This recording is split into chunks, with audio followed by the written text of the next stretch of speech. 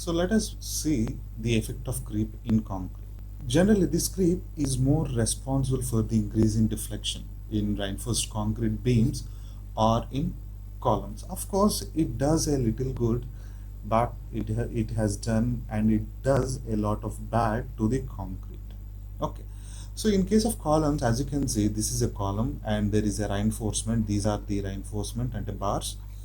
And when the concrete column is being loaded, what happens is the concrete is going to take the load, but since creep is going on, this concrete upon this sustained load for a long time is going to decrease in its length. What does this lead to is this load which is acting on the concrete is going to be transferred to the steel reinforcement present inside the concrete. And once the stress in the steel reaches the yield stress limit, and you know that steel has a yield stress limit, and beyond that it is going to yield. So once the stress in steel because of this load reached the yield stress, now the load is going to be taken by the concrete starts taking the load again.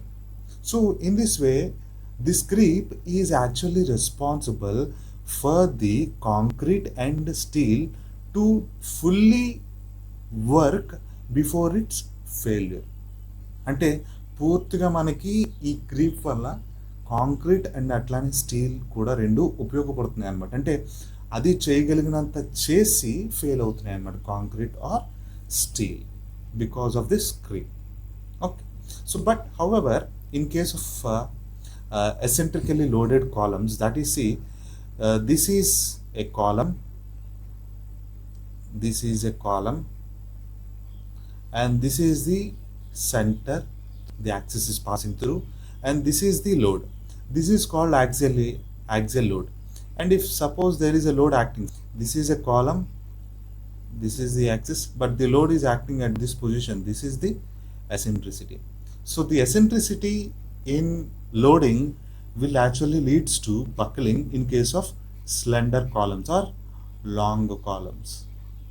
Okay, you know that slender columns అంటే పొడుగ్గా ఉండే కాలమ్స్లో ఏమవుతుందంటే ఎసెంట్రికల్ loading అయితే these are going to buckle in this way. Okay, so see, in this is the deflection, this is what we call deflection in case of columns, and this deflection is going to be very high because of this creep. Okay. And in case of mass concrete, where a large amount of concrete is to be used or placed in building a structure, this is going to lead to a much bigger problem. So when you take a dam, see, dam is a very large structure. It is going to have a large length and large width and large height, and it is going to look as a block of concrete, right?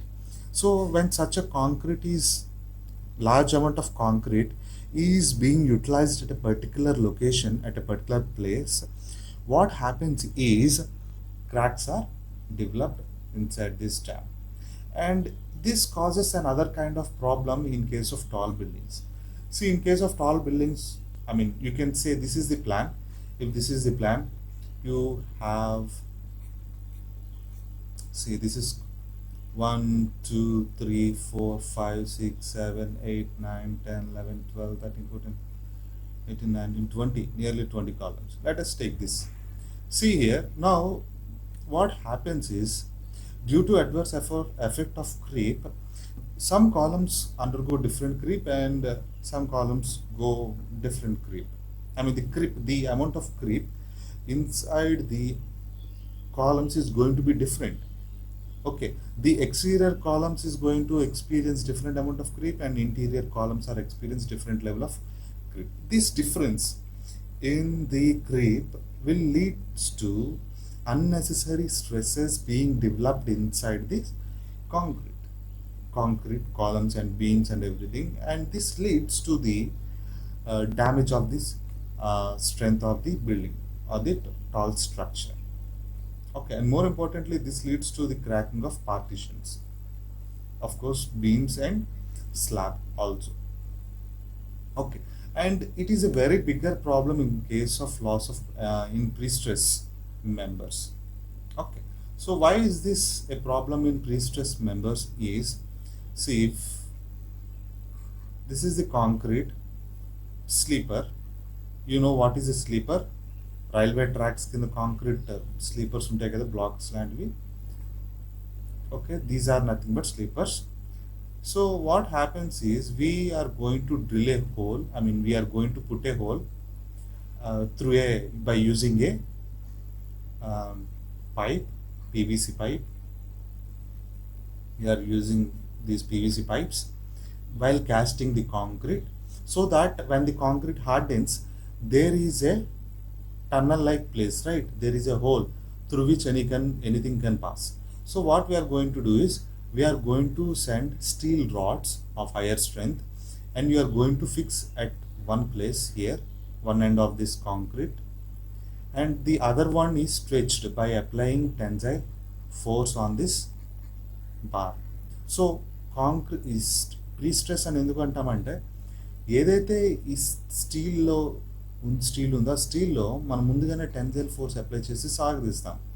So when sufficient amount of tension force is applied on the steel bar, you are going to fix here and you are going to cut the extra portion. Now what happens is, the steel rod which is passing through this chamber in this tunnel is under tensile stress.